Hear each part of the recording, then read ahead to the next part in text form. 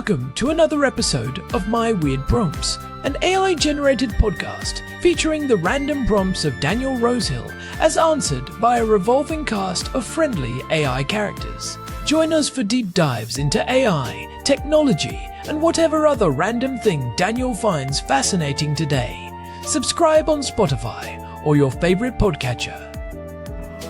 Now, today's episode. This episode was generated using artificial intelligence. Please verify facts. Hi there, Herman and Corn. So I'd love to talk today about the city in which we live, Jerusalem. I've lived here for a number of years, and it is a city that I think exists in parallel in mythology and in the real world. The mythological Jerusalem is the old city, the center of the three monotheistic faiths. Some ancient cartographers even depicted Jerusalem as being the literal center of the world. And the real Jerusalem, or I would call it the Jerusalem that I live in, is it's almost comical to think of it in these terms. Not that the old city isn't grand and inspiring and all the rest of it, and it is physically, but the rest of Jerusalem that I live in, that I inhabit, West Jerusalem, is it's kind of a bit of a shabby town. It's a little bit provincial. It's definitely not as international or glamorous as Tel Aviv. It's your almost typical city that feels like a town. It's not. I wouldn't say it's a very fast-paced city, for better and worse. There's definitely one thing I would say I dislike a lot about Jerusalem is that there's this tension in the air almost that just pervades life. And a great piece in the New York Times a number of years ago said by a bureau chief, someone passing through the city essentially said, you feel it most at traffic lights where people start honking before it goes red. And there's that very hard to kind of describe tension that is in the air here, and that I think is a bit overwhelming at times. Maybe it explains why what I'm currently doing is sending a prompt into a simulated sloth and a donkey. So, after 10 years in Jerusalem, this is the best case outcome. But it is a city that Israel claims as its capital, but which the world disputes, I would say. East Jerusalem is kind of a fairly clear-cut situation.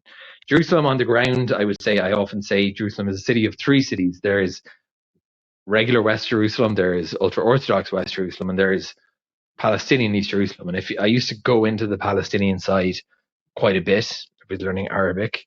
And they may as well be different countries. There is Palestinian East Jerusalemites, by and large, don't recognize the legitimacy of Israel as a state, or certainly Jerusalem municipality as a city. There are different versions of the occupation. Ultra-Orthodox Jerusalem has its own craziness, where the Ultra-Orthodox often, quite fascinatingly, don't view Israel as legitimate either, and have their own center around Mea Shearim in different parts. So it's almost like three cities that are melded together in this one conurbation, neither of which actually has much to do with one another. Literally, in the east and the west, you've got different hospital networks, bus systems that to refute the point about apartheid, I point out are not existing through any, because they're compelled to. It's a voluntary separation. The East Jerusalem Palestinians want to have their own hospital network because they don't think that Israel is legitimate, by and large. So it's a very strange city. But most people are aware of the fact that East Jerusalem is considered by the international community to be illegally annexed, and therefore, Israel's legitimacy over the city is regarded as contested, or contested at best, or refuted for the most case. But that doesn't say much about West Jerusalem. And then I guess we get to the question of what is East versus West. The definition is based around the Green Line, which was a armistice line. It was reached between Israel and Jordan. And I'm often fascinated by the fact that there used to be a physical border in Jerusalem. I mentioned my interest in borders on different podcasts or different episodes, and it's actually quite hard to find significant photographs from the border period. But you will find them; they exist. But it's a period that went fairly sparsely documented, but was quite significant. There was literally an international border between Jordan and Israel, and the border exists to today in a ideological sense. It roughly approximates where East Jerusalem begins. So it's kind of an invisible border nowadays, but I don't think you could say that it's gone. But regarding West Jerusalem, the case is I'm so sorry, there was a bottle that fell over. This is the first in the prompt, but we will continue. One would assume that West Jerusalem is kind of, by all parties, assumed to be legitimate. And what I discovered when I was kind of looking into this issue is not the case. The question of the legitimacy of Israel's rule in West Jerusalem is not as clear-cut as one might expect. You'll find sort of outliers in the recognition of East Jerusalem, like when the US says, starts saying that Jerusalem is, regardless of where you're born, that can be on your passport. But in the West, you'll find certain states that will make the news because they held a diplomatic function, like a National Day celebration in the west of the city. And some countries will actually avoid holding any engagements with the Israeli government in Jerusalem full stop because it's Jerusalem. And when I talked about where is East versus West, I guess you could say when we're talking about West, if we take that armistice line as the delineation point, West Jerusalem is anywhere to the west of that armistice line, and until the Jerusalem municipality bounds, and then it's Israel proper, quote unquote. So what I'd love to chat about, Herman and Corn, is this loaded question, I think it's fair to call it, of West Jerusalem. It doesn't seem to be the case that even that is considered to be de facto and de jure to be Israeli territory. And how does this recognition differ at this point in time? We still see a relative paucity of states who have opened any kind of diplomatic mission in Jerusalem, but the ones that do are greeted very jubilantly by Israel, which wants to see as many embassies here as possible. But the uptake has been tepid, one could say, at best. But that is certainly the vision Israel is counting upon, of a mass influx of embassies in Jerusalem, and which I think,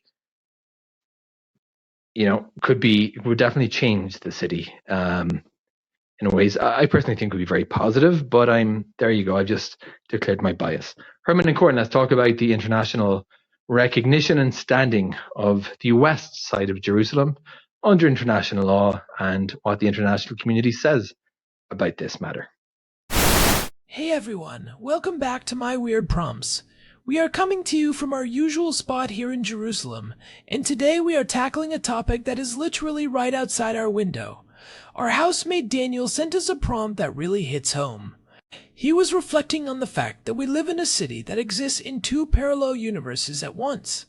There is the mythological Jerusalem of the Old City, the spiritual center for billions of people, and then there is the real, everyday Jerusalem that we actually inhabit. It is January 23rd, 2026, and looking out at the winter rain hitting the stone walls, that divide between the celestial and the terrestrial feels especially sharp today. Herman Poppleberry here, and I am so glad Daniel brought this up because the discrepancy between the image and the reality is something we deal with every time we walk to the grocery store. In Jewish tradition, they actually have names for these two versions, Yerushalayim Shel Ma'ala, the Jerusalem of above, and Yerushalayim Shel Mata, the Jerusalem of below. Daniel described West Jerusalem as a bit of a shabby provincial town with this underlying tension, and I think that is a very honest assessment of the Jerusalem of below. It is not the gleaming, high-tech metropolis of Tel Aviv, and it is certainly not the celestial city of gold you see in the paintings.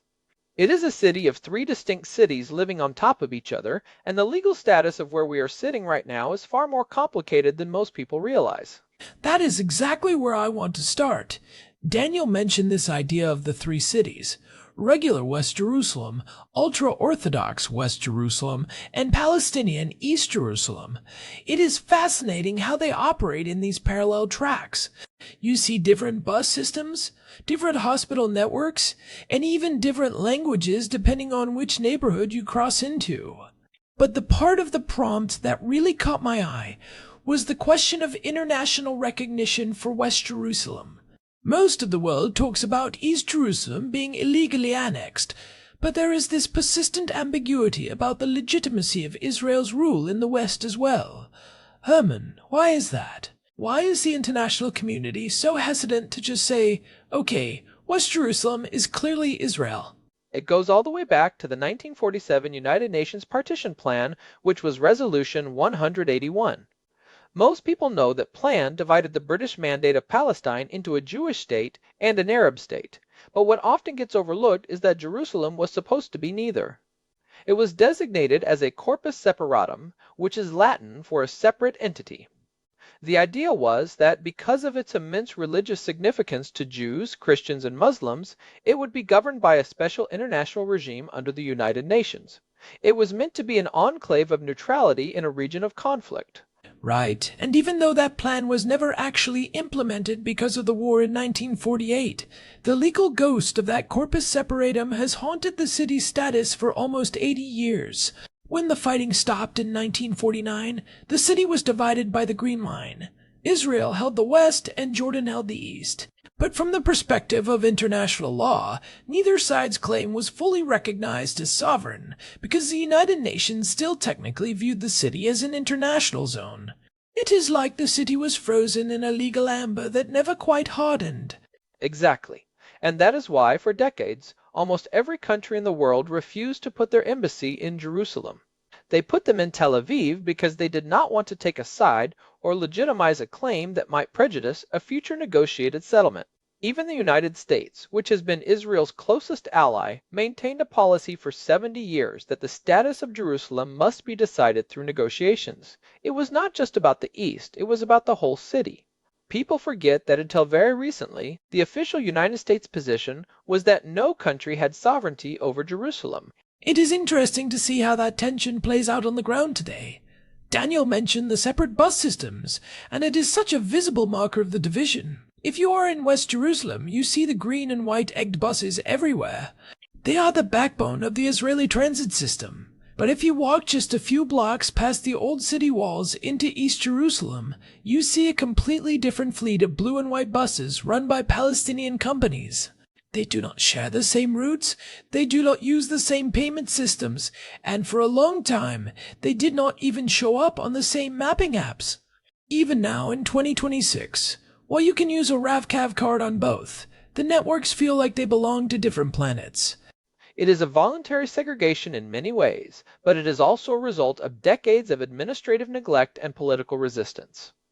The Palestinian residents of East Jerusalem generally do not want to be seen as integrating into the Israeli municipal system because they view it as an occupying force.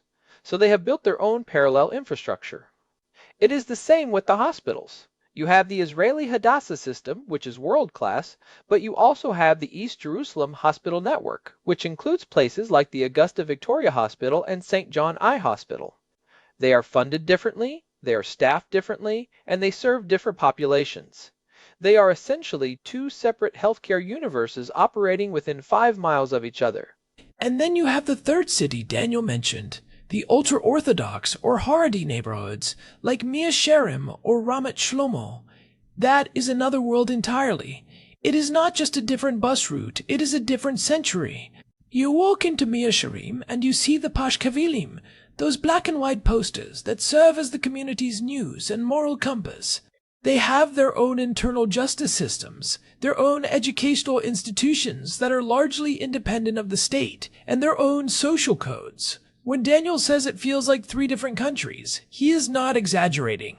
You can walk 15 minutes from the trendy cafes of Rehavia into the heart of Mia Sherim and feel like you have crossed an international border into an 18th century Eastern European shtetl. It is that provincial feel he mentioned. Because the city is so fragmented, it does not have a single unified cultural core. It feels like a collection of villages that are forced to share a zip code. And because the international status is so contested, it lacks the investment and the international corporate presence you see in other major world capitals. You do not see the big global headquarters here. You see small businesses, religious institutions, and government offices. It creates this very specific, slightly gritty atmosphere. The buildings are all required by law to be faced with Jerusalem stone, which gives the city a beautiful uniform look, but it also adds to that heavy, ancient, slightly worn down feeling. It is a city that is constantly being repaired but never feels finished. I want to dig deeper into the legal side of things, specifically the shift we have seen in the last few years.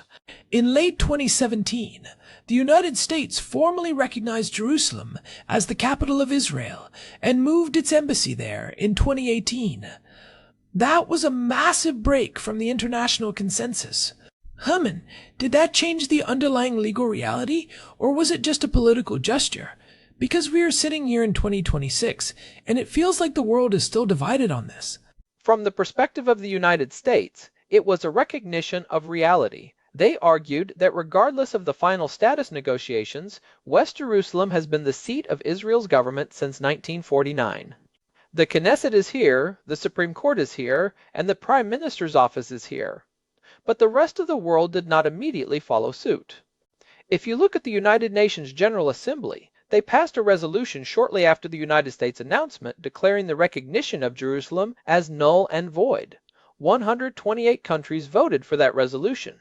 They pointed to Resolution 478, which was passed in 1980 after Israel passed the Jerusalem Law claiming the city was its complete and united capital. That resolution called the law a violation of international law. So even now, we are still in this weird limbo where the most powerful country in the world recognizes the city, but the vast majority of the international community still clings to the idea that the city's status is unresolved. I remember a few years ago, Australia recognized West Jerusalem as the capital, but then reversed that decision in 2022. It shows how fragile these diplomatic recognitions are. It is like the city's identity is a political football. Australia is a perfect example of the diplomatic tug-of-war. They recognized it under a conservative government, and then the subsequent Labour government revoked it, saying that the status of the city must be resolved as part of a two-state solution. It highlights the fact that for most countries, recognizing any part of Jerusalem, even the West, is seen as a major concession that they want to save for a final peace deal. They worry that if they recognize the West now, they lose their leverage to negotiate the status of the East later. There is also the recent advisory opinion from the International Court of Justice in July 2024. While that focused heavily on the illegality of the occupation in the Palestinian territories, it reinforced the idea that unilateral changes to the status of Jerusalem are not recognized under international law. But isn't there a logical inconsistency there? If everyone agrees that in a two-state solution, West Jerusalem would be the capital of Israel and East Jerusalem would be the capital of Palestine, why is there such a problem with recognizing the West now? It seems like such an obvious starting point for peace rather than a hurdle. The fear is the precedent. If you recognize Israeli sovereignty in the West based on de facto control, it becomes much harder to argue against their claims in the East or in the settlements. International law generally does not like to reward the acquisition of territory by force, even if it happened 75 years ago. There is also the issue of the exact boundaries. The Green Line is an armistice line, not a permanent border. If a country recognizes West Jerusalem, which version are they recognizing? The 1949 line? The current municipal boundaries, which have been expanded significantly to include land that was once part of the West Bank? It is a minefield of technicalities. This is why most countries still maintain their embassies in Tel Aviv, even if they conduct all their official business here in Jerusalem. That brings us to a really interesting point Daniel made about the tension at traffic lights. That is such a vivid image. People honking before the light even turns green. It speaks to this underlying anxiety that permeates the city.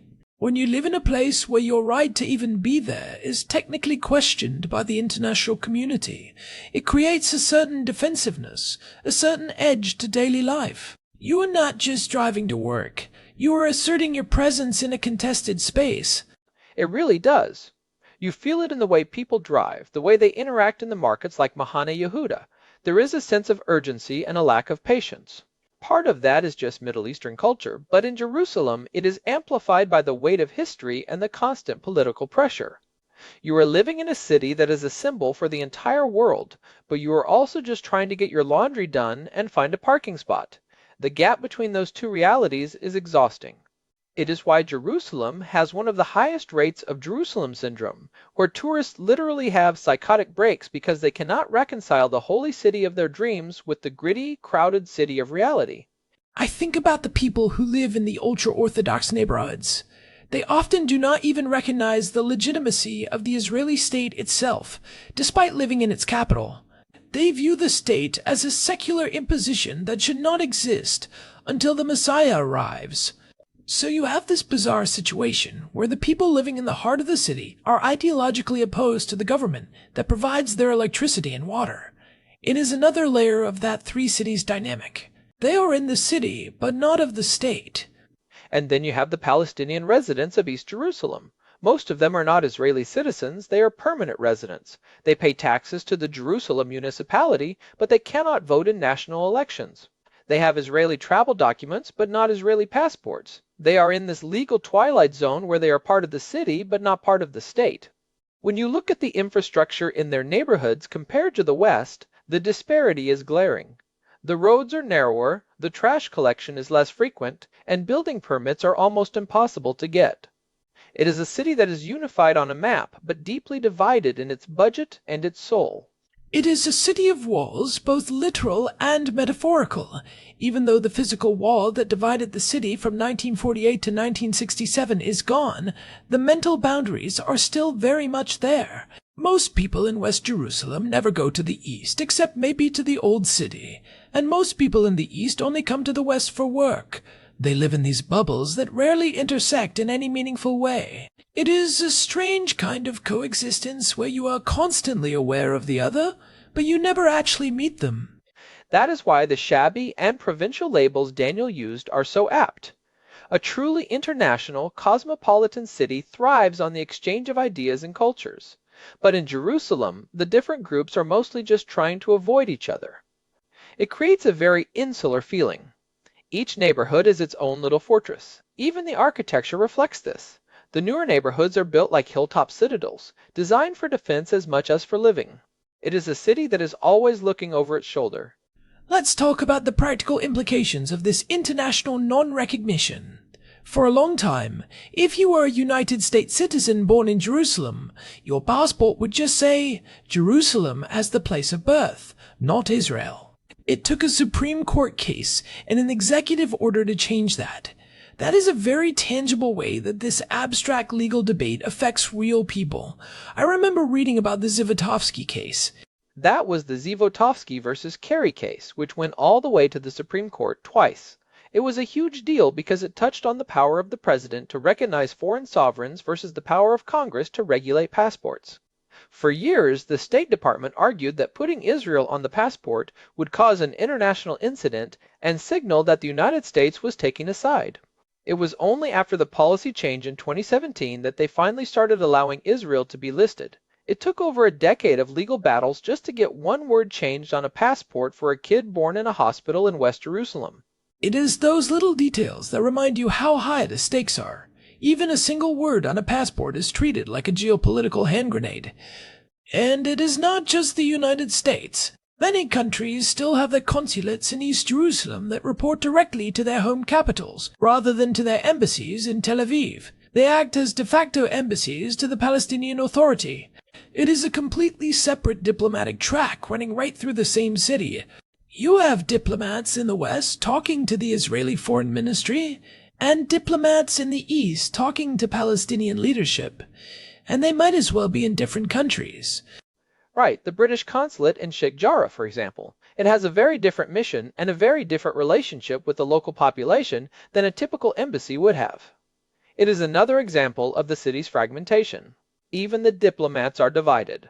And as we see in 2026, while a few more countries have moved their embassies like Papua New Guinea did in 2023, and a few others have opened trade offices with diplomatic status, the vast majority of the world is still waiting. They are waiting for a resolution that seems further away than ever. So where does this go from here? We have seen the light rail system expand. The green line of the light rail is now cutting through the city, physically connecting neighborhoods that used to be isolated. Does that physical integration eventually force a legal integration, or does it just make the friction points more obvious? It is a slow trickle of integration, not a flood. Most major European and Latin American countries are staying put in Tel Aviv. They are waiting for a clear signal that a two-state solution is still possible. But as the years go by and the situation on the ground becomes more entrenched, the recognition of reality argument gets stronger. Eventually, it becomes harder to maintain a legal fiction that a city is an international zone when it has been functioning as a national capital for nearly 80 years. But in international law, these fictions can last for centuries. I wonder if the shabbiness Daniel mentioned is actually a defense mechanism. If Jerusalem were to become a gleaming, hyper-modern global hub, it might lose some of its unique character, but it might also become more of a target for even more intense political fighting. There is something about its slightly worn-down provincial nature that makes it feel more human, even with all the tension. It is a city that has seen empires come and go, and it seems to be saying, "I will still be here when you are gone, so do not mind the cracked sidewalk." That is a poetic way to look at it, but I think the shabbiness is also a sign of a city that is struggling to manage its own complexity. When you have three different systems competing for resources and legitimacy, things fall through the cracks. The municipal government has to balance the needs of secular taxpayers, ultra-Orthodox residents who often have lower income levels and large families, and Palestinian residents who feel disenfranchised. It is an administrative nightmare. No wonder the traffic lights are a source of stress. Everyone is fighting for their inch of the city. And yet, people still flock here. The population is growing, and despite the tension, there is a vibrancy to the city that you do not find anywhere else. There is a reason Daniel has lived here for 10 years, despite the honking and the provincial feel. There is a gravity to Jerusalem that pulls you in. You feel like you are standing at the center of the world, even if that center is a bit dusty. It is the mythological Jerusalem trying to assert itself through the shabby one. People are drawn to the idea of the city, and they are willing to put up with the reality of it to be near that history. But the legal and political instability is always there in the background. It affects everything from property values to international air travel. If you want to build a house here, you are not just dealing with zoning laws, you are dealing with history and international law. Let's talk about the property values for a second. That is a huge issue. Because the city's status is so contested, property ownership can be incredibly complicated. You have old Ottoman-era deeds, British mandate records, Jordanian documents, and Israeli registries. Sometimes they all claim the same piece of land. It creates these long, drawn-out legal battles that can last for generations. You are not just buying a home. You are buying a lawsuit. The Sheikh Jarrah evictions are the most famous recent example of that. It is a legal dispute over land ownership that dates back to before 1948, but it became a global flashpoint because it touches on the core issues of displacement and sovereignty. When international law says the annexation of East Jerusalem is illegal, it gives a lot of weight to those who are fighting against the application of Israeli civil law in those neighborhoods. It is a reminder that in Jerusalem there is no such thing as a simple real estate transaction. Everything is political. Everything has a historical layer that goes back centuries. It is fascinating to think about how this affects the younger generation. If you grow up in Jerusalem today, you have never known a divided city. You have always seen the light rail running from the north to the south, crossing through both east and west. You see the malls like Malha, where people from all backgrounds shop together, even if they do not talk to each other. The physical integration is happening, even if the political and legal integration is stalled. The city is forcing people together, whether they like it or not. The light rail is actually a great symbol of that. It was built despite massive international protests because it crosses the Green Line. Some people see it as a tool of occupation, while others see it as a vital piece of infrastructure that connects the city's disparate parts. On any given day, you can see a secular student, a Haredi family, and a Palestinian grandmother all sitting on the same train. They are sharing the same space, even if they are living in different worlds. It is a microcosm of the whole Jerusalem experience. You are together, but you are alone in your own narrative. It is those moments of shared space that give me a little bit of hope. Even in a city as tense as this one, it shows that on a human level, people just want to get where they are going. They want a reliable bus system and a good hospital, regardless of what the United Nations says about the city's status. But we cannot ignore the fact that the tension Daniel mentioned is real. It is not just about traffic lights. It is about the fact that for many people here, the current situation feels unsustainable. They feel like they are living in a pressure cooker that could boil over at any moment. So, if we were to summarize the international standing of West Jerusalem right now in early 2026, it is basically a yes, but situation. Yes, it is the de facto capital of Israel. Yes, most countries treat it as such for day-to-day business. But no, they will not formally recognize it until there is a final agreement that also addresses the East. It is a state of permanent temporariness. It is a city waiting for a resolution that might never come. And in the meantime, it continues to be the shabby, beautiful, tense, and fascinating place that we call home. I think we should wrap up there for today. This was a deep one, and I really appreciate Daniel for sending in a prompt that forced us to look at our own city through a different lens. It is easy to take the place you live for granted, but Jerusalem never lets you do that. It demands your attention every single day. It certainly does. And hey, if you are listening and you have been enjoying our deep dives into these weird and wonderful prompts, we would really appreciate it if you could leave us a review on your podcast app. It helps more people find the show and join our little community of curious minds. We are growing every week, and your support means the world to us. Yeah, a quick rating on Spotify or wherever you listen makes a huge difference. We love hearing from you, and your feedback keeps us going. You can find all our past episodes and a contact form on our website at myweirdprompts.com. We are also on Spotify, so make sure to follow us there for the latest updates. Thanks again to Daniel for the prompt, and thanks to all of you for listening to My Weird Prompts. We will be back next week with another deep dive into something unexpected. Until then, keep asking those weird questions. This has been Herman Poppleberry and Corn. See you next time. Why, everyone? Take care. So, I was thinking about that light rail again. Do you think it actually makes the city feel more unified, or does it just highlight the differences?